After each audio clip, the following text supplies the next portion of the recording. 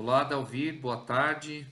Boa tarde, Maurício. Sejam bem-vindos ao terceiro encontro virtual do GIEMA SG da ARACA Paraná, Câmara de Comércio e Indústria Brasil-Alemanha do Paraná. Nós trataremos hoje de um assunto ligado aos fatores ESG e ao mercado de seguros. Temática oportuna ligada às atuações, né, e as temáticas que o grupo de intercâmbio de experiências aqui da Câmara costuma abordar. Nós esperaremos mais um minuto, de modo que outros inscritos entrem na nossa sala. Então fiquem à vontade, peguem a sua água, o seu café, e dentro de um minutinho a gente começa oficialmente o evento, tá bom?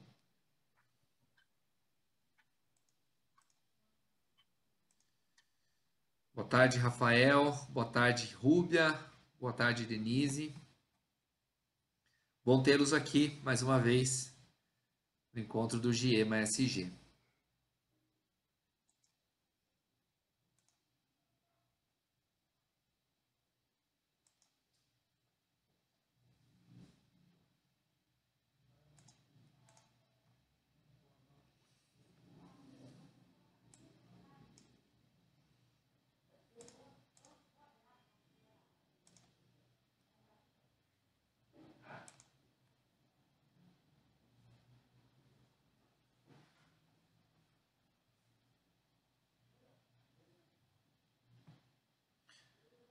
Muito bem.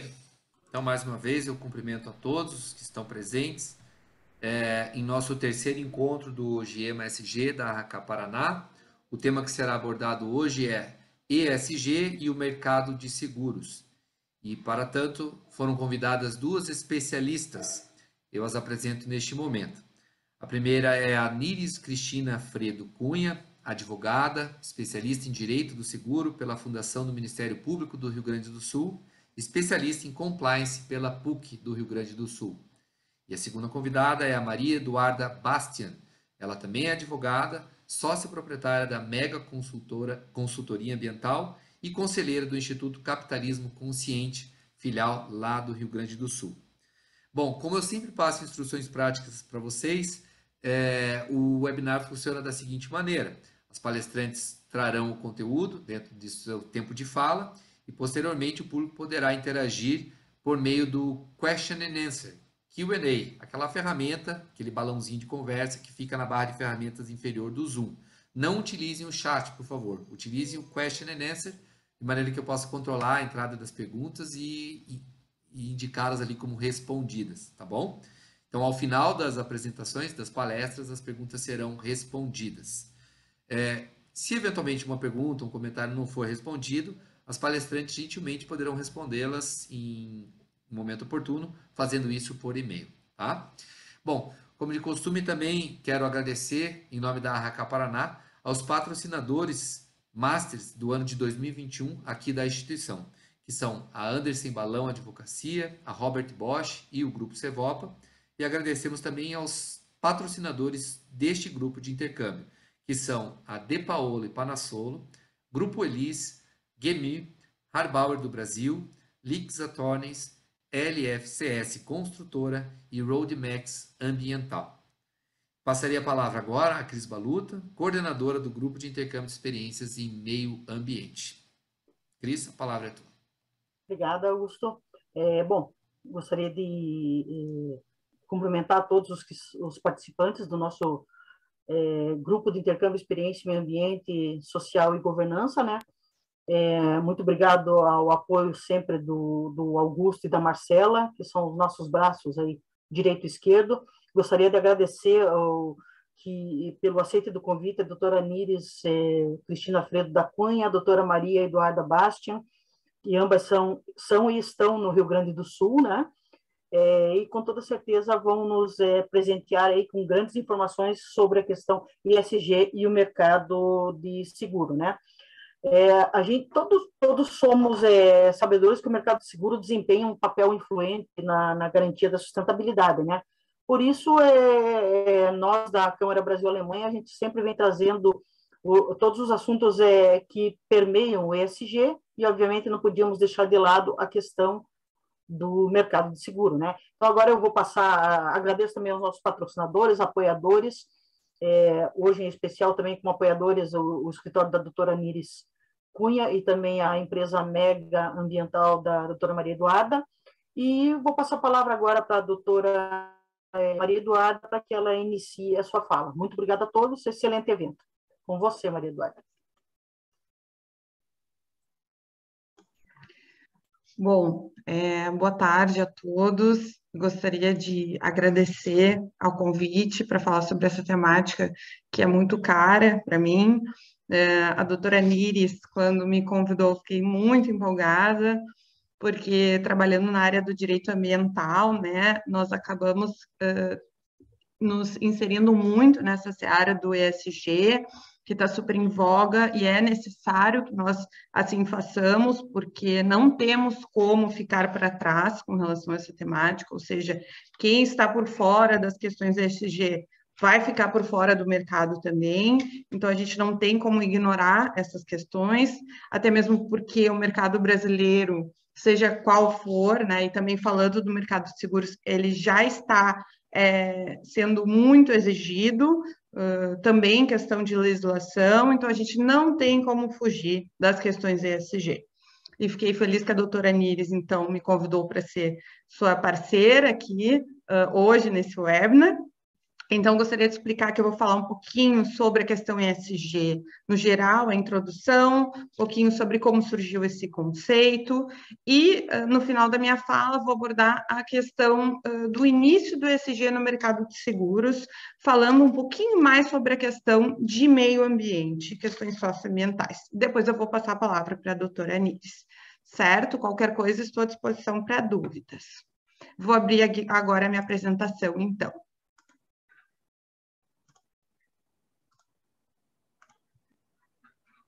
Vocês estão enxergando? Sim, está perfeito. Perfeito. Sim. Bom, vamos lá. ESG e o mercado de seguros. Então, pessoal, a questão do ESG, ela, antes de falar sobre o conceito de cada uma dessas letras, né, eu venho trazer o início da questão ESG no mundo. Tá? O ESG, esse termo, surgiu a primeira vez num relatório lá em 2005, chamado Who Cares Wins, ou seja, aqueles que se importam ganham. Tá? Esse relatório ele foi uma iniciativa liderada pela ONU e também pela instituição financeira da Suíça, que é um órgão regulador das instituições financeiras na Suíça, e eles juntos organizaram esse relatório, chamaram 20 instituições importantes no mundo inteiro, instituições financeiras, para discutir a questão de como eles poderiam, né, incluir questões de meio ambiente, questões de governança, questões sociais, então, na sua gestão de ativos, tá? Porque isso traria para eles um aprimoramento das instituições financeiras em diversos graus, tá? Então, assim, a questão ESG, ela veio nessa questão do mercado financeiro, ela se iniciou no mercado financeiro.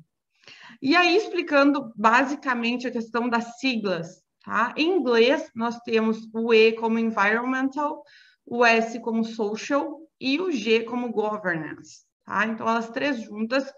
Em português, nós temos o ASG, que significa ambiental, social e governança. Certo? Então, o ESG junto, essas três letrinhas, elas significam um índice, certo? O ESG, ele é um índice que vai medir como estão as operações das empresas em seus diferentes portes, tá? Hoje em dia, a questão ESG, ela é muito mais aplicada e inserida no Brasil para empresas, né, de médio e grande porte, porém, nada impede que esse conceito seja inserido, né, esse índice seja inserido para as pequenas, a gente pode adaptar. Mas, hoje em dia, o que mais é cobrado na questão ESG, no índice ESG, são empresas de grande porte e médio porte. Tá? E possui muita importância a questão ESG para o mercado financeiro, para o mercado dos investidores e para as empresas que precisam, né, de investimento, para as empresas que têm muitos acionistas e assim por diante. Então, o que é o E? Começando pelo environmental, que é o ambiental. Tá? O critério E desse índice do ESG, ele vai trazer questões para as empresas que elas precisam se antenar na seara do meio ambiente. E aí, quando eu falo meio ambiente, a gente sabe que existem vários tipos de meio ambiente, né? Mas quando eu estou me referindo aqui na questão do E, eu me refiro à questão do meio ambiente natural, ou seja, o que a minha empresa ela faz com relação às questões de emissão de gás carbônico, de aquecimento global, né? A questão da biodiversidade, questão do desmatamento, né? Eu faço o desmatamento, pratico o desmatamento, eu posso praticar o desmatamento, a gestão de resíduos, estou realizando minha gestão de resíduos de forma correta, não estou realizando, estou praticando poluição do ar e assim por diante. Então, a questão do E aqui no ESG, ele está muito mais voltado para a questão do meio ambiente natural e se a empresa respeita ou não o meio ambiente natural, se ela possui passivos ou não, né? E como eles podem ser resolvidos. Então, o E traz essa preocupação com o meio ambiente natural e o que eu, como empresa, eu como gestor, né, como CEO, o que eu posso e devo fazer para me adequar às questões do E, do environment, certo? Depois vem o social, que é o social. O critério S, ele está muito atrelado às pessoas, né? Então, aquelas pessoas que fazem parte, que são os stakeholders daquela empresa. São os stakeholders, podem ser os stakeholders externos ou internos, mas a preocupação é com as pessoas. Então, eu, como empresa, devo me preocupar com o meu cliente. O que o meu cliente está consumindo? Né? Está consumindo um produto de qualidade, um produto que respeitou a sua cadeia produtiva da melhor forma possível? Como que esse produto está rotulado? Esse produto possui certificação, possui selos, o cliente, como que ele vê o produto? Ele está satisfeito com a atitude da empresa? A questão da proteção de dados e privacidade, por exemplo, né? Eu, como empresa, protejo os dados dos meus funcionários, dos meus fornecedores, dos meus consumidores, eu possuo diversidade na equipe dos meus funcionários, né? Essa questão da diversidade, a gente sabe que isso está vindo muito forte cada vez mais, e é uma necessidade, porque a gente precisa de inclusão dentro das empresas. Isso pode dar muito problema. Cito um exemplo de uma foto, né, que publicaram nas redes sociais de uma determinada empresa que não tinha, só tinha pessoas brancas na foto, né? Então, assim, essa questão hoje em dia, ela está muito em voga e a gente precisa pensar nas mulheres, nos negros, nos deficientes, tá? Então, isso não tem mais como a gente deixar essa questão da diversidade de lado. Existe a necessidade do engajamento dos funcionários também na questão social. Porque quando eu penso numa empresa, eu preciso que essa empresa funcione, eu preciso que os funcionários estejam felizes em trabalhar, eles têm que estar adequados àquela empresa, satisfeitos com a empresa, eles têm que ter o bem-estar dentro daquela empresa. Isso não pode ser ignorado, né? Então, assim, o que eu posso fazer para que os meus funcionários se engajem? Tem uma empresa aqui do Rio Grande do Sul, que é a Chute, ela saiu, uma empresa de comunicação, ela está saindo bastante na mídia, que eles agora estão aplicando a semana de 4 dias de trabalho, então eles não trabalham na sexta, e eles estão divulgando as informações e os dados de que eles têm tido muito mais produtividade, né? Eles adotaram esse modelo, de um modelo que vem sendo bem forte na Europa já, então eles estão achando formas de engajar cada vez mais os funcionários. A questão do relacionamento com a comunidade, ou seja, eu tenho uma empresa em um determinado local, né? E aí os meus funcionários precisam de escola para os filhos, precisam de creche, por vezes, né? O entorno da minha empresa não está legal, eu posso colaborar com a comunidade no entorno, o que eu posso fazer para aprimorar a comunidade no entorno da minha empresa? E a questão do respeito aos direitos humanos e às leis trabalhistas nem se fala, né, pessoal? O quanto nós temos que respeitar as questões cada vez mais de direitos humanos, como os direitos humanos têm que estar inseridos dentro das empresas e as leis trabalhistas, que isso é um critério assim muito óbvio que as empresas não podem deixar de observar.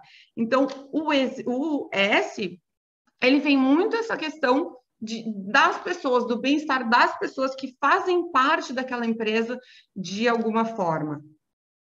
Depois nós temos a questão da governança, que é o governance, né, que é o critério G. O que o governance analisa? A governança analisa o sistema que a empresa está funcionando, ou seja, quais são as políticas que eu tenho dentro da minha empresa, quais são as ações que a minha empresa está tomando, né, para que eu possa cada vez mais aprimorá-la, para que eu possa ter valores, uma missão em comum de todos os setores da minha empresa, metas, né, que sejam atingidas da melhor forma, para que eu possa ter uma gestão integrada, né?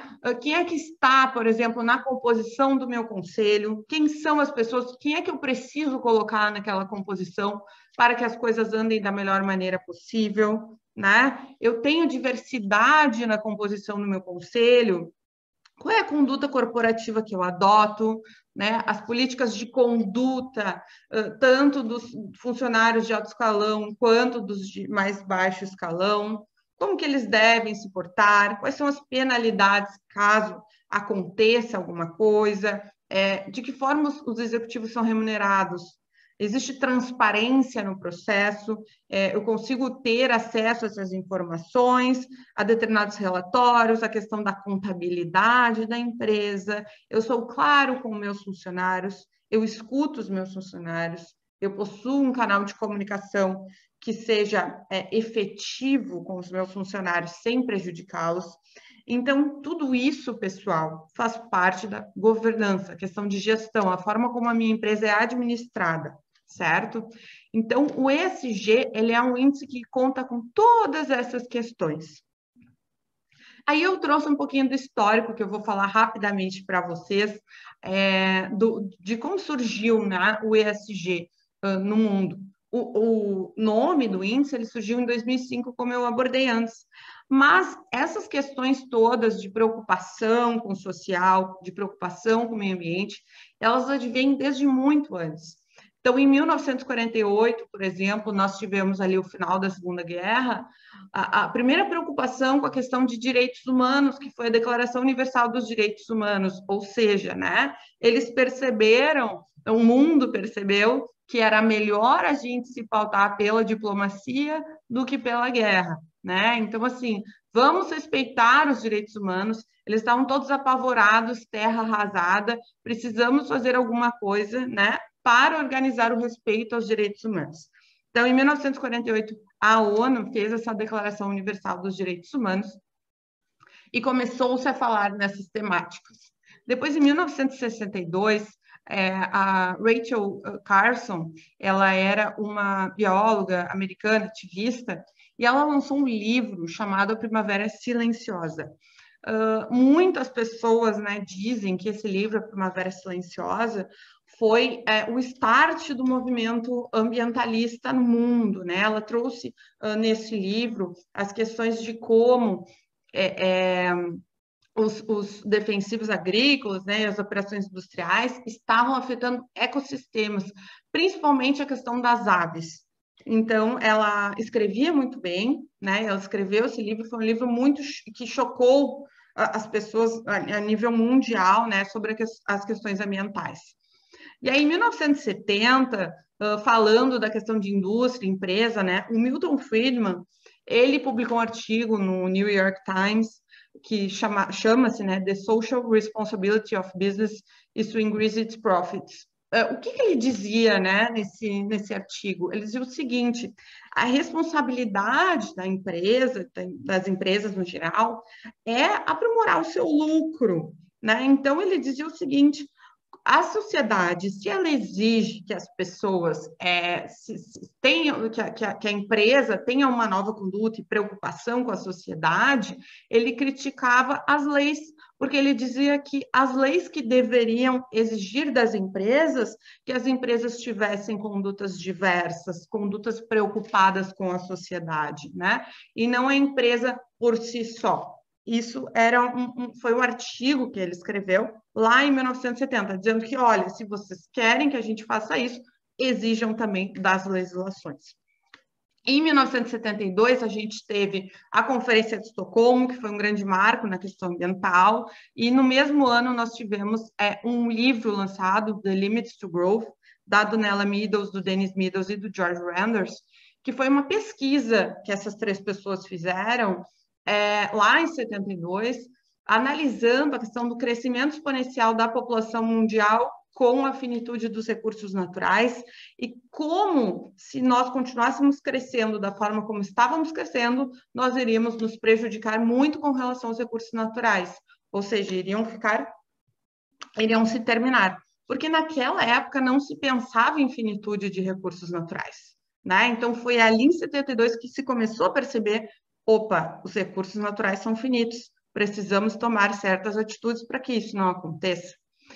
Em 78, nós tivemos, né, também derivou de 72 da Conferência de Estocolmo, o relatório da Comissão de Brundtland, né, que é o Our Common Future, nosso futuro comum. Esse relatório foi em homenagem à primeira-ministra da Noruega na época, a Gro Brundtland, e falava muito da questão do desenvolvimento sustentável. Então, trouxe o desenvolvimento sustentável, né, elevou o desenvolvimento sustentável a um patamar elevado, dizendo: precisamos trabalhar com isso, o desenvolvimento agora deve ser sustentável. E aí veio muito a questão de preocupação, né, com o futuro das gerações advindas e assim por diante. E aí, então, veio lá em 2005 o início da questão ESG no mercado financeiro, como eu comentei antes, o Who Cares Wins, que trouxe a questão do triple bottom line, ou seja, né, nós precisamos nos preocupar com as 3 questões muito importantes para o crescimento, para o capitalismo sustentável, né, do mercado financeiro, que vinha a ser muito a questão da economia, alinhada ao respeito ao meio ambiente, e a questão do social também, porque uma coisa não podia se dissociar da outra, tá? E aí, em 2018, passando um pouquinho mais de tempo, nós tivemos aí a famosa carta, né, do CEO da BlackRock para os CEOs das empresas investidas, dizendo o seguinte, que eles deveriam se preocupar com a questão do meio ambiente, que não tinha mais como a gente fugir disso. Em 2009, nós tivemos a Business Roundtable Statement on Purpose of a Corporation, que é um statement, né, uma declaração de negócios com propósito, que foi feita a nível internacional. Em 2019, a gente teve o European Green Deal, que foi regulamentado em 2020, que trouxe a questão da litigância climática, da preocupação com as ações climáticas, né? Isso é muito forte na Europa, está muito forte, e no mundo todo, né? Mas a Europa é um dos precursores nesse movimento das ações climáticas, e no European Green Deal, eles decidiram que até 2050 eles iriam, o foco deles é serem neutros, né? Na questão da emissão de carbono nos negócios. É um grande desafio. Em 2020 também nós tivemos o Davos Manifesto no World Economic Forum, que traz questões que são, digamos, óbvias, né, para a sociedade atual, mas nem tão óbvias assim, porque senão não estariam no manifesto, que são questões de não praticar a corrupção, do pagamento de impostos a um preço justo, de não praticar escravidão na esfera trabalhista, de direitos humanos. Então, são coisas que a gente já elas vêm sendo vistas há muito tempo. né? E aí, no Brasil, a gente teve em 95 o Protocolo Verde, assinado pelos bancos públicos brasileiros, inserindo a questão da sustentabilidade, né, no Brasil, lá em 95, dentro da seara dos bancos. Em 99, nós tivemos o primeiro índice aqui no Brasil de sustentabilidade, o Dow Jones Sustainability Index. Esse índice, ele foi, então, vejam que essa questão já vem lá de 99, e ele foi criado para que as empresas que fossem líderes em sustentabilidade pudessem fazer parte desse índice, então já tinha um incentivo essa questão na Bolsa. Depois, em 2000, foi criado o Índice do Novo Mercado, que é um índice que traz questões de governança corporativa. Então, vejo que em 99 teve sustentabilidade, em 2000 veio a governança. Muito interessante, eles estavam praticamente juntos ali. Em 2003, nós tivemos os princípios do Equador, que são princípios que foram criados, né, criados pelo Banco Mundial e pelo International Finance Corporation. Esses princípios, eles são princípios que foram feitos para serem aplicados em instituições financeiras de modo voluntário, ou seja, instituições, cada vez que vocês decidem apoiar um novo projeto, apoiar um novo negócio, o que vocês visualizam nesse projeto ou novo negócio? Né? Vocês aplicam esses princípios? Vejam que é interessante aplicar, porque são princípios com critérios socioambientais. Então, antes de investir dinheiro em novos projetos ou novos negócios, tentem utilizar esses princípios para analisar se esses novos negócios estão se pautando em questões socioambientais. Né? E aí, em 2005, veio o ISE, que foi o Índice de Sustentabilidade Empresarial da B3, e também surgiu o Principles for Responsible Investment, né? que são princípios de investimento responsáveis, quais são os princípios, como é que a gente faz o investimento responsável. E o ISE, ele surgiu aí como um segundo índice pós-Dow Jones Sustainability, né? Com alguns aprimoramentos. Em 2017, o PRI continuou sendo aplicado no Brasil mais fortemente no setor financeiro. Depois, em 2010, a gente teve o índice carbono eficiente, que está muito voltado para a questão das emissões de carbono, né? Da neutralização de carbono das empresas que praticam essa neutralização. Em 2011, nós tivemos mais um índice voltado para a questão da governança corporativa, e aí um pouquinho mais atualizado. Em 2011, a gente teve essa iniciativa da Bovespa super interessante, que foi o Relate ou Explique para relatório de sustentabilidade ou integrado. O que foi essa iniciativa? A Bovespa disse o seguinte: pessoas que fazem parte dos índices de sustentabilidade, né? Empresas, pessoas jurídicas, vocês estão fazendo corretamente o report de vocês, ou seja, os relatórios que vocês têm que fazer? Esses relatórios estão corretos? Vocês estão praticando? Ou ainda, se você está fazendo relatório, nos mostre. E se você não está, explique por que você não está fazendo esse relatório ou por que você não está fazendo corretamente. Isso começou a ser aplicado muito fortemente, criou-se um movimento de que as empresas tinham que fazer esse relatório, porque elas ficavam com vergonha, né? Ficava muito feio para as empresas que não estavam fazendo esse report.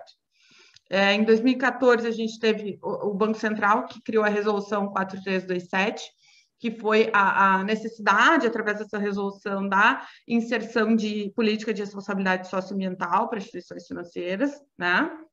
2014 e 2015 vieram aí algumas normativas, uma da FEBRAPAN e uma da CVM, nesse sentido, de serem inseridas responsabilidades socioambientais nessas instituições. Em 2016, a gente teve o Conselho Empresarial Brasileiro para Desenvolvimento Sustentável, eles criaram um guia, né, para a emissão de títulos verdes no Brasil. Em 2017 veio o Bacen, trazendo a questão do gerenciamento integrado de riscos e gerenciamento de capital, ou seja, o gerenciamento de capital não pode estar desatrelado da questão do gerenciamento de riscos. Os dois andam juntos, né? 2020, a gente teve o decreto 10.387, que foi um incentivo à questão do financiamento de projetos de infraestrutura com certos benefícios sociais e ambientais.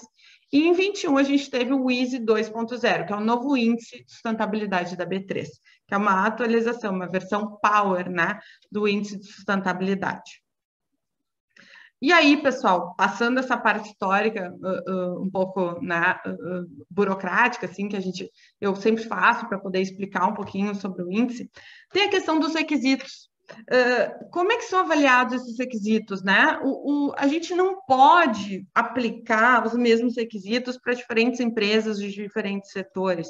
Então, por exemplo, se eu sou uma empresa de software e a minha colega tem uma empresa de alimentos, eu não posso aplicar os mesmos critérios, por exemplo, para a questão do E, porque o nosso lixo é diferente. A minha colega trabalha com alimento, eu trabalho com software, né? O meu lixo vai ser tóxico, o da minha colega não vai ser. Então, assim, existem critérios diferentes para ser aplicado o ESG em cada empresa, em cada setor. Eu não posso usar sempre os mesmos critérios para fazer um investimento em empresas diferentes. Se eu quero investir numa de alimentos e numa de software, os critérios ESG são diferentes, ou seja, eu tenho que adequar os critérios ESG a diferentes setores, diferentes tipos de empresas. E uma coisa importante é saber como é que eu posso medir essas questões, como é que eu tenho acesso a essas questões. Então, vejam, é interessante nós analisarmos que as métricas ESG, as métricas, elas são o que nos permitem analisar como que essa empresa está se portando perante esses índices, né? Perante o índice ESG, esses critérios ESG. Mas como? Como é que eu faço se eu sou uma empresa e eu quero, então, demonstrar como eu estou lidando com esses critérios, né? Se eu estou bem, se eu estou mal. Então, primeiro, pessoal, nós temos aí principais frameworks, que são esses 3 listados aqui. Eu digo isso aqui a nível global, tá? Claro que nós temos outros, mas esses são os principais. O que são frameworks? Frameworks são formas, metodologias, formatos que eu utilizo para poder fazer o meu report, ou seja, da minha empresa. Então, eu contrato uma auditoria, certo? Pode ser somente, posso ter uma auditoria interna? Posso. O interessante é que a empresa tem interna e externa, né? Para fazer uma correta varredura nas questões. E avaliem os impactos e aspectos da minha empresa nas diferentes áreas, tanto ambiental, quanto social, quanto de governança, para que esse report seja feito, né? Então, esse relatório seja feito nessa metodologia, nessas diferentes metodologias usadas. Então, eu posso escolher a metodologia e fazer esse relatório. E aí, mas eu faço como esse relatório? Que padrão eu utilizo? Nos standards, eu me pauto. Então, eu tenho o SASB, que é a Sustainability Accounting Standards Board, e o GRE, que é o Global Reporting Initiative, que é um dos mais famosos que as empresas se pautam, tá? Então, como é que eu faço? Eu uso os frameworks para escrever o relatório e eu me pauto nos padrões ali do SASB, por exemplo, ou do GRE. Né? De novo, pessoal, são exemplos somente que eu trouxe. Existem outros, mas esses são os que eu acredito serem os principais e os mais utilizados. E aí, monitoramento, né? Como é que é feito esse monitoramento? Bom, depende muito do setor, tá? Depende do setor, depende se os critérios ESG são obrigatórios ou não. Mas uma coisa é fato, vai ser monitorado sempre através de um relatório que a empresa vai emitir de período em período, certo? E outra coisa que é muito importante é que a gente se paute em standards e frameworks que existam, sejam verdadeiros e que nós não mintamos, né, nesse relatório, que os dados sejam reais, para que aquele que nos fiscaliza possa bater tudo ali certinho e verificar que, sim, nós estamos cumprindo. E mais, nós estamos cumprindo de verdade, não é só um relatório para inglês ver, né? Como, por exemplo, nós tivemos diversos problemas, né, com a questão de Brumadinho, etc., e estava-se muito mais focado na questão do compliance financeiro do que o compliance ambiental. Então, a gestão de riscos, ela ficou um pouquinho a desejar, infelizmente, e tivemos diversos problemas que decorreram dessas questões. Então, se eu tenho aqueles dados, eu preciso que eles sejam verídicos e eu preciso colocá-los em prática. Eu tenho que praticar aquilo que eu estou reportando de verdade. E aí nós temos vantagens para o mercado financeiro, que são várias, né, pessoal? Quais são as vantagens do ESG para uma empresa e para os investidores? tá? Primeiro que as atividades de uma empresa, elas sempre podem representar riscos, né? Então, riscos são custos, podem acarretar em custos. Então, os custos financeiros, né, eles podem ser custos de ESG. Então, se eu internalizo os custos de ESG, eu posso cada vez mais praticar melhores condutas e não ter tantos riscos. Tem a questão também do ESG e do compliance ambiental, que eu gosto muito dessa ferramenta, conseguir avaliar os aspectos, os passivos daquela empresa, conseguir resolver, conseguir quantificar quais são os riscos e mais mitigá-los, né, através de um plano de ação, tá? E outra coisa que é muito importante é que os critérios ESG sejam claros e sejam demonstrados de maneira mais clara possível para que o investidor, na hora de decidir se vai colocar ou não o dinheiro dele na minha empresa, ele veja e perceba, isso aqui está claro, a informação está clara, né? Ele consiga perceber as vantagens do ESG ali praticados naquela sua empresa. Temos muitas tendências aí de mercado, mas as principais na questão dos investimentos, né, é a questão da inclusão de riscos ESG já nos mapas de riscos da empresa, ou seja, quando você vai analisar os riscos, não tem como dissociar os critérios ESG. A gente tem a recomendação cada vez mais de comitês ESG dentro das empresas. A gente tem o aumento da demanda de stakeholders que estejam alinhados com a minha empresa, ou seja, que pratiquem os critérios ESG. Eu não posso ser uma empresa ESG focada nas questões ESG se o meu fornecedor está lá poluindo uma bacia, né? Está lá poluindo o ar, está fazendo coisas horrorosas, né? Que não tenham a ver com as políticas adotadas pela minha empresa. Então, todos têm que estar integrados, têm que estar em sintonia, né? Os relatórios das empresas, cada vez mais todos integrados nas diferentes áreas do ESG. A questão de tendência, a gente tem tido cada vez mais mudanças legislativas inserindo e obrigando a adoção dos critérios ESG, como, por exemplo, né, a questão do projeto de lei sobre licitações sustentáveis, que é um projeto de lei muito interessante, que está tramitando ainda e exige que a administração pública federal, quando ela vá contratar um serviço, quando ela vá comprar, adquirir determinados bens, que ela esteja focada de quem que ela está fazendo isso, se essa empresa que ela está adquirindo bens ou que ela está contratando serviço, se adotam critérios ESG. Tá? A questão do aumento, né, de auditoria cada vez mais auditorias nos lugares, sendo ela interna ou externa, para verificar as questões ESG, e a colaboração entre empresas, né, que também vem muito da questão da colaboração dos stakeholders, do capitalismo consciente, dessa necessidade de consciência integrada entre as empresas. E aí, terminando um pouquinho a minha fala, eu vou trazer qual é a conexão da questão ESG com o mercado de seguros. Então, pessoal, as empresas, né, através dessas práticas ESG, elas conseguem avaliar os riscos e impactos, certo? Seus riscos e impactos. Então, elas conseguem, avaliando riscos e impactos, e resolver os seus passivos e estar em uma posição de vantagem perante as outras, certo? Então, o segmento de seguros, ele é muito importante nessa seara, porque ele é muito influente na questão de garantir as questões de sustentabilidade por meio de atividades de gestão de riscos. E aí a gente eu trouxe um exemplo aqui para vocês que depois a doutora Nires vai abordar melhor, de uma consulta pública que a gente teve, número 44 de 2021, foi em dezembro agora, né?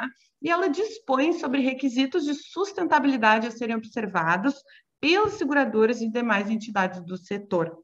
Então, eu vou pausar aqui, porque eu quero mostrar para vocês essa tela aqui. Vocês estão enxergando? Você sim, mas a página que você compartilhou, não. Tá. Mas, gente, assim, eu vou mostrar muito rapidamente, porque o meu tempo já passou, acredito eu. Mas é aqui, ó, Agora pessoal, sim. essa minuta de circular, se vocês quiserem depois consultar ela tem 6 capítulos, tá? E ela traz as questões de requisitos de sustentabilidade a serem observados pelas sociedades seguradoras, entidades abertas e de previdência complementar, sociedades de capitalização e resseguradores locais. Dentre todas as questões, ele fala dos objetivos, da necessidade de gestão de riscos e sustentabilidade. Depois nós temos a necessidade da inserção nas seguradoras de política de sustentabilidade, né? As questões relacionadas à política. Temos também a necessidade do relatório de sustentabilidade. Então, assim, são 6 capítulos bem rapidinhos de ler, depois eu posso passar aqui o link para vocês, que traz, olha só, a questão ESG já está inserida no mercado de seguros, né? Não tem mais como a gente fugir disso. Então, é importante que a gente se atualize, é importante que a gente se adeque, porque cada vez mais o foco das empresas vai ser nesse sentido, né? Do mercado investidor vai ser nesse sentido. Então, a gente tem que se adequar. E, enfim, eu agradeço, desculpe passar um pouquinho de tempo, me coloco à disposição para todas as dúvidas, discutir questões, o que vocês precisarem. Muito obrigada.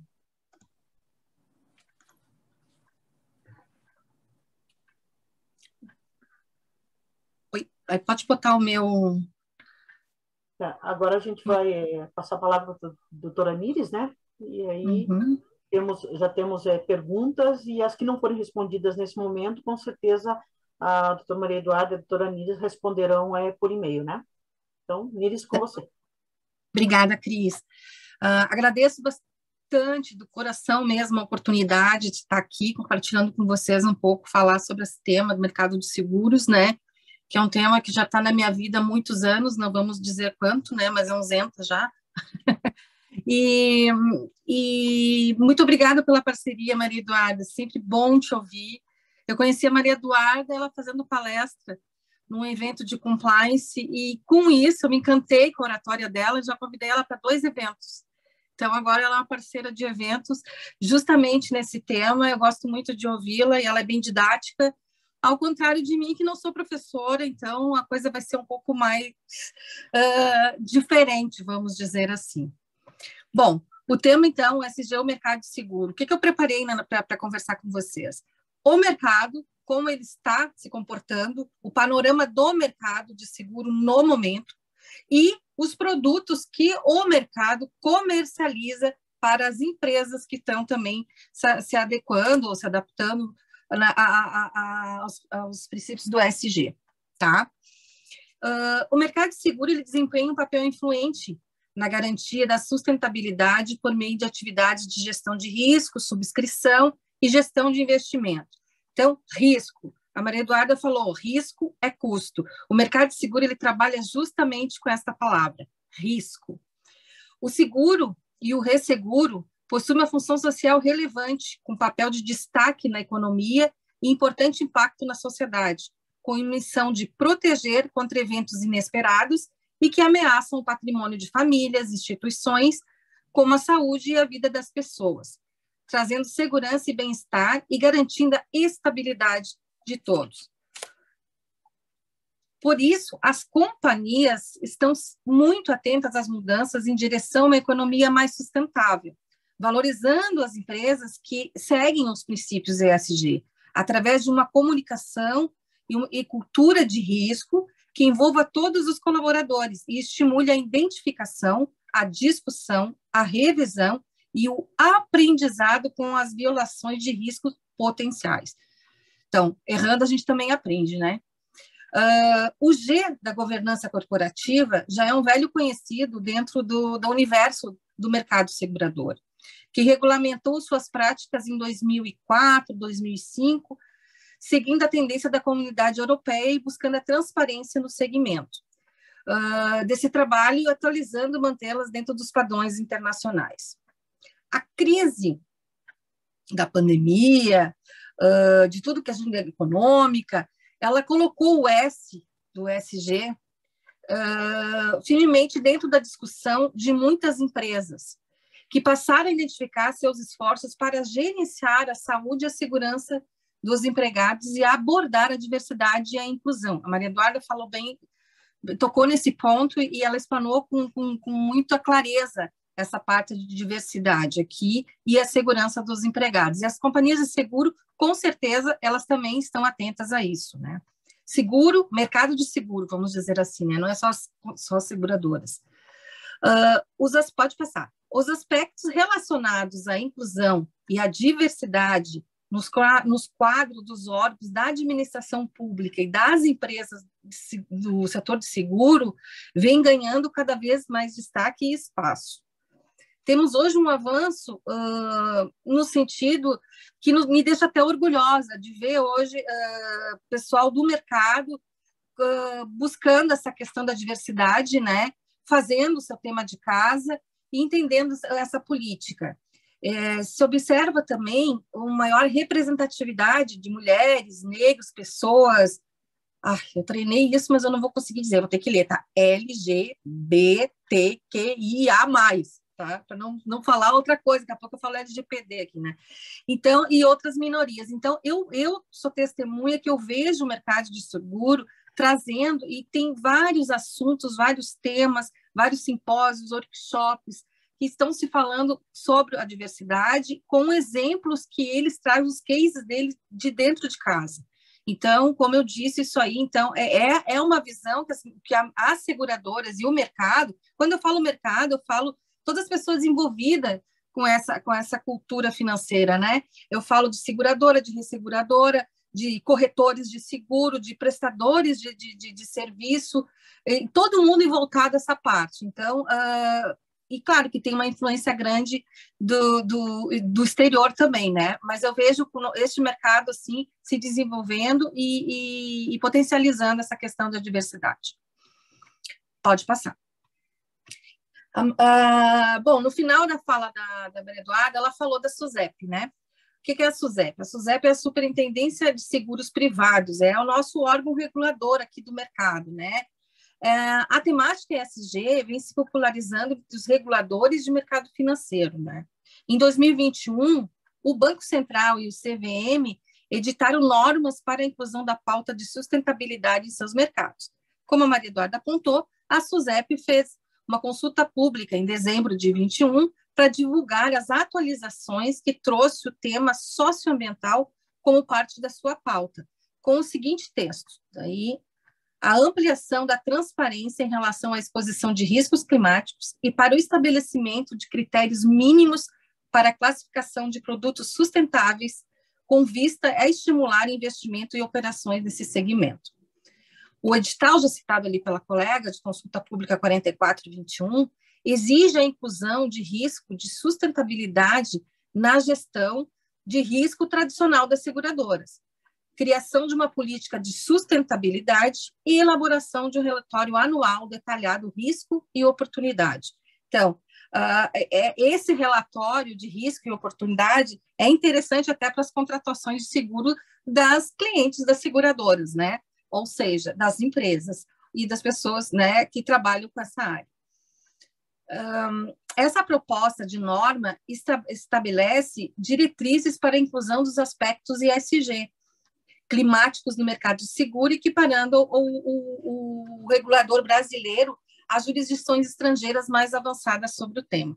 Então, o Brasil, no mercado de seguro, ele está olhando para fora, olhando para o exterior e trazendo as coisas positivas e implementando isso dentro do nosso mercado. Pode passar. Esse impacto no sentido não é apenas do mercado securitário tradicional, tá? Mas também existem empresas que participam dos sandbox regulatórios pela SUSEP, das quais se exige que os investimentos realizados observem os critérios de sustentabilidade e economia ambiental, social e de governança. Dessa forma, o incentivo da inovação ela é trazida para um ambiente regulatório flexível, que não se resume apenas a produtos ofertados pela seguradora, mas atinge o mercado de uma forma geral holística, ou seja, eles, para concorrer nesses regulatórios da SUSEP, você precisa estar adequado às questões ESG. Segundo a Solange Beatriz, ela é diretora executiva da SENSEG, que é a Confederação Nacional de Empresas de Seguros Gerais, Previdência Privada, Vida, Saúde, Suplementar e Capitalização. Ela destaca que o normativo da Minuta Circular 4421, de 2021, da SUSEP, permite que cada companhia de seguro ou resseguro adote sua própria ferramenta. Mas a SENSEG, a confederação, ela está trabalhando com consultorias para auxiliar o setor a definir parâmetros e mensurar da prática de ESG. Então, eu quero trazer aqui para vocês observar que o mercado está alinhado ao tema. Tanto a superintendência como a confederação das empresas do mercado de seguro, elas estão alinhadas em desenvolver parâmetros de mensuração para a prática de ESG. Pode passar. Os princípios socioambientais. As companhias seguradoras possuem sede no exterior, né? Elas estão adotando princípios socioambientais na aceitação do risco, como, por exemplo, né, o não aceite de projetos que representam risco para a saúde ou segurança de comunidade, vizinhas, ou meio ambiente ou armamento, além de procedimentos de diligência em relação às práticas de ESG e de seus parceiros como parte de análise de risco. O ESG vem pautando decisões estratégicas nesses investimentos, seguros e outros mercados, e a criação de carteiras compostas somente por empresas que cumprem o critério de sustentabilidade, hoje é o foco das seguradoras. Pode passar. Questões climáticas. Bom, esse tema é o que mais preocupa o mercado segurador, tá? As questões climáticas são vistas como prioritárias, dando o alto impacto que as seguradoras e resseguradores podem sofrer com o avanço de crise, como, por exemplo, o aumento de secas, enchentes e as consequências no agronegócio, entre outros. Com efeito, o risco climático é apontado como o principal risco emergente pelos especialistas ouvidos na pesquisa incluída na AXA Future Risk Report de 2021, que indica que os principais riscos que tendem a estar no centro das atenções do mercado segurador pelos próximos 5 ou 10 anos. Ou seja, é o calcanhar de Aquiles aqui das seguradoras e resseguradoras, o risco climático. Pode passar. Eu trago agora alguns exemplos para ilustrar. Eu não sei se estou rápida demais, como é que está? Tá, tranquilo, tá. Eu trago agora alguns exemplos para ilustrar como a função social do seguro permite a maior segurança das operações, como produto de, né, quais são os produtos hoje oferecidos e comercializados. Onde é que entrou uma ligação?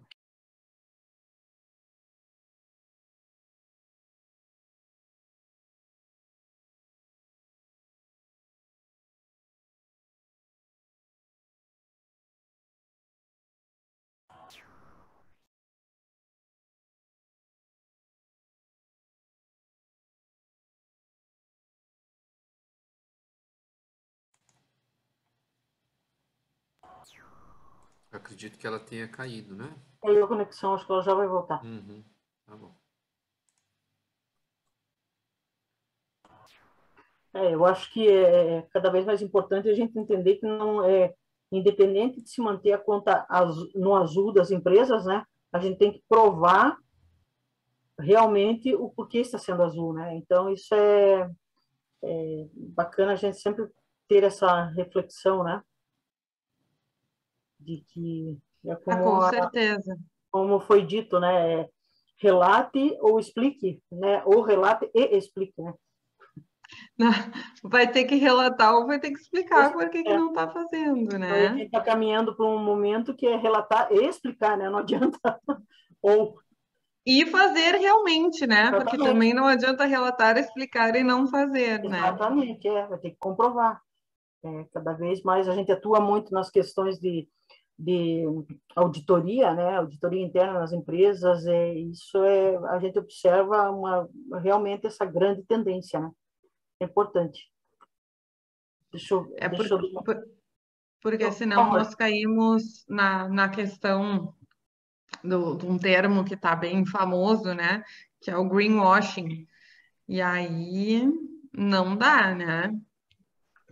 Exatamente, agora diz que a gente tem que cuidar para não cair no ESG washing. Exato. Então, a gente tem que Exato. estar seguro. Vamos esperar mais um pouquinho, acho que talvez eu tentei falar com ela aqui. Está tentando se só para o pessoal entender o que está acontecendo. Acho que caiu a conexão da doutora Níris.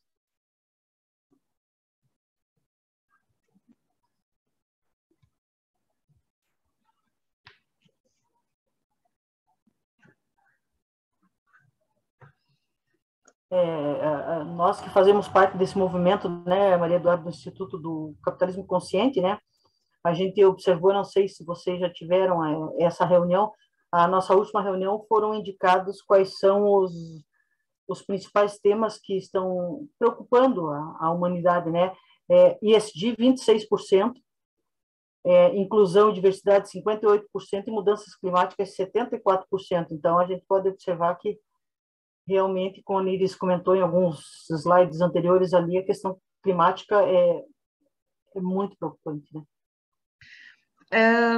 Nesse sentido, Cris, tem um gráfico, não sei se vocês estão a par, mas é muito interessante depois que a gente vai interesse nessa questão das mudanças climáticas, que traz os tipping points do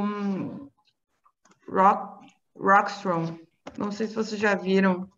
Não, eu não vi ainda. É o Johan Rockström. Ele é um cientista sueco e teve uma última conferência agora, nessas últimas conferências que teve a última COP, apareceu esse gráfico do Rockström e ele mostra que se a gente passar de determinado nível, tem vários assuntos.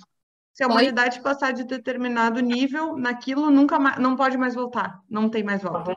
Imagina, é preocupante, muito preocupante. Muito. Né?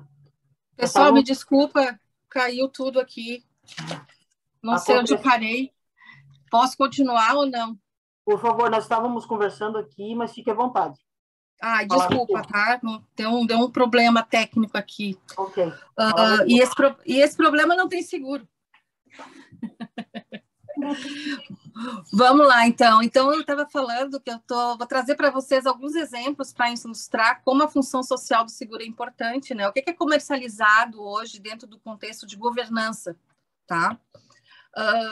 Os seguros D&O, de responsabilidade civil de diretores e administradores. É um produto, é uma modalidade de seguro que atende a questão na governança, né? No contexto governança. O seguro E&O, de erros e omissões, é um seguro de responsabilidade civil profissional, também assume um papel fundamental ao cobrir os riscos advindos da alta gestão, que são os gestores, né, e potenciais perdas financeiras em razão de falhas profissionais decorrentes de ação ou omissão na prática profissional desenvolvida pelo segurado. O seguro E&O, ele é mais específico conforme a atividade e o perfil de cada profissional, ao passo que o seguro D&O é voltado para as pessoas em cargos de alta gerência, conselheiros, administradores, executivos, que traz a proteção para os danos causados pelo desempenho do respectivo cargo, incluindo aí custas de honorários advocatícios para defesa em processo, procedimentos, esse tipo de exemplo. Sobre o E&O, eu vou trazer um exemplo bem para essa questão da certificação, na questão do ESG mais adiante. No âmbito social, o que as seguradoras, pode passar, o que as seguradoras fizeram? Elas lançaram um produto para o público excluído, vamos dizer assim, do mercado, né? O exemplo desse produto, dessa modalidade de seguro, seria os microseguros, que você já deve ter ouvido falar, com preços acessíveis para o público que frequentemente não possui acesso a outros produtos mais desenvolvidos, como classes sociais desfavorecidas, idosos ou doenças graves. Ou seja, o microseguro tem costume de ser chamado no mercado como um seguro popular, tá? Então, esse foi uma iniciativa dentro no contexto social que as seguradoras para ofertar um tipo de produto que atingisse a parte do público que é excluído do mercado. Pode passar. Agora eu vou trazer uns exemplos de seguro dentro do universo ESG, com os exemplos, tá? Esse material, ele é do professor e mestre Walter Polido, que não sei se alguém já conhece aqui, mas ele é um advogado e é professor também, e quem tiver interesse, ele está no LinkedIn, é bem interessante, tá? Sugiro a leitura. Seguro floresta, tá? Praticamente coloquei aqui a programação da lei relativa à gestão de florestas, né? Essa questão mais legislativa, e em conjunto com a lei 12.651 do Código Florestal, e a Lei 9.985, de julho de 2000, que é a Lei do Sistema Nacional de Unidades de Conservação, que forma um marco regulatório da proteção do patrimônio florestal no país. Começou a se falar em proteção do patrimônio florestal através dessa legislação. A concessão florestal, ela está atrelada aos princípios do desenvolvimento sustentável, consagrados no artigo 225 da COP 26 das Nações Unidas sobre mudanças climáticas, ocorrida em Paris em novembro do ano passado, que tratou explicitamente dos créditos florestais, no artigo 6.4, mas ainda depende da definição quanto à metodologia para que se torne efetivamente operacional. Este seguro, pode passar, esse seguro, ele pode garantir o risco de incêndio e outros, bastando que haja interesses dos gestores e também a disposição das seguradoras quanto a ofertas de garantia. Pode, em princípio, ser aplicado para florestas comerciais e também para florestas nativas. A primeira categoria encontra maior aceitação pelo mercado seguro nacional, até mesmo porque é facilitada a compensação dos valores em risco, diferentemente do que ocorre com as naturais, ainda que estejam sob proteção relativa aos serviços ambientais, como correspondentes a créditos de carbono. O prêmio do seguro, né, o prêmio desse seguro, algumas vezes são subvencionados pelo Ministério da Agricultura, Pecuária e Abastecimento, tá? A MAPA. Pode passar. Em razão da responsabilidade advindas da comercialização do crédito de carbono previsto na legislação nacional, especialmente quando da concessão florestal, refere-se ao manejo sustentável de florestas exploráveis, conforme o artigo do Código Florestal, o seguro florestal se tornaria mandatário, tá? Ou seja, atuando em cima do Código Florestal, existe a possibilidade de fazer um seguro somente para a floresta. Porém, do mesmo modo, né, a emissão de cédula de produto rural, CPR, relacionada às atividades de conservação e recuperação das florestas nativas e seus biomas, de que trata o inciso 2, artigo 2º da Lei 8.929, de agosto de 94, cuja regulamentação foi realizada por intermédio de um outro decreto de outubro do ano passado, que requer a garantia, isso que a Maria Eduarda explicou, que requer a garantia de seguro florestal, assim como o seguro garantia. Esta comercialização desse produto do seguro florestal, ele é comercializado e subscrito no ramo de incêndio, e desde 2000 ele representa uma das modalidades do sub-ramo do seguro rural. Ou seja, explico, tu faz a contratação do seguro rural e existem modalidades desse seguro, tá?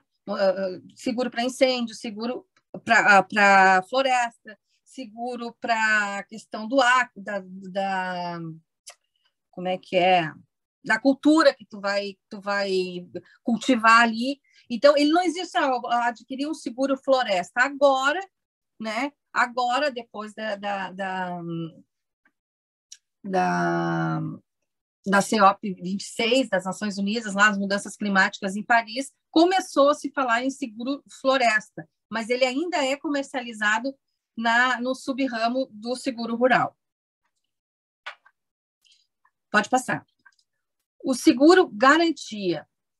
Aí também tem a questão da legislação ali, não vou passar, mas o que eu queria trazer aqui é o seguinte, conforme a lei de licitação agora, do 1º de abril de 21, a lei recente também, ela define no artigo 6º, mais ou menos isso que o Eduardo tinha explicado, o seguro garantia, seguro garantia, que garante o fiel cumprimento das obrigações assumidas pelo contratado. O seguro-garantia apresenta condições de instrumento econômico relevante à seara ambiental, cuja utilização já é encontrada de forma ampla em alguns países desenvolvidos. As aplicações, tá? Um termo de ajustamento de conduta, um TAC, em uma ação civil pública em defesa dos direitos e interesses difusos, o seguro-garantia pode ser utilizado, interesses coletivos e individuais, descomissionamento de minas, plano de recuperação, remediação de áreas degradadas, industrial, mineração, propriedade rural, reparação de dano ambiental, regularização de infração, limitação de degradação causada pela degradação e prevenção, desativação de barragem, gestão de florestas para a produção sustentável e outros. A comercialização de crédito de carbono em face de sua natureza jurídica, que traduz uma obrigação de fazer e de resultado, pode ser respaldada em um seguro-garantia, tá? Mas não existe ainda, tem que ser, ainda precisa ser regulada essa parte. Pode passar. Outros tipos de seguro também, seguro de responsabilidade civil, que eu tinha citado lá acima, e aqui eu trago o exemplo do seguro IENOL, né, para certificadoras. Então, para a certificação dos projetos de crédito de carbono, assim como para a emissão de CPR, o ordenamento jurídico e normativo nacional exige a participação de uma terceira parte isenta e especializada para a realização desse registro. A certificadora tem a função de catalogar a floresta, medir volume de carbono adicionado e resgatado, a testar a conformidade legal e a normativa, assim como a manutenção do serviço ambiental oferecido. Toda atividade requer especialização e, como qualquer outra, está sujeita aos riscos de erros e omissões, que é a modalidade do seguro, podendo gerar a responsabilidade. Então, o seguro IENOL, ele oferece uma garantia adequada para esse tipo de risco em face dos interesses seguráveis pertinentes. Então, trouxe um exemplo justamente para a área da certificação, vamos supor assim, né? Dos projetos de crédito de carbono. Mas isso aqui funciona até para médico, para escritório de advocacia, entende? Então, ele é um seguro de responsabilidade civil.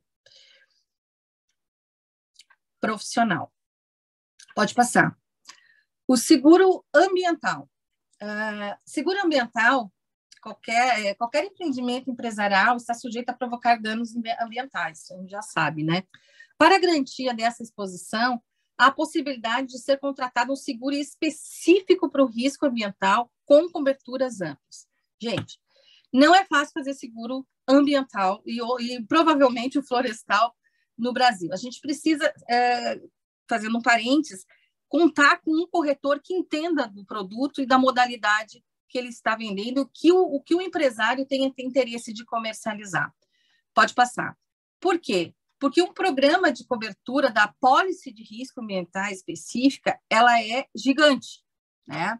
Eu trago esse gráfico aqui do material do professor Walter Polido, justamente porque tu vai fazer a contratação desta apólice. Por exemplo, responsabilidade civil, perdas e danos terceiros individualizados, cobertura X, Y, não sei o quê. danos ambientais, danos ecológicos puros, direitos difusos ou meta-individuais, daí estão as coberturas, o que engloba, o que não engloba, os danos ao próprio local segurado, perdas e danos do próprio segurado.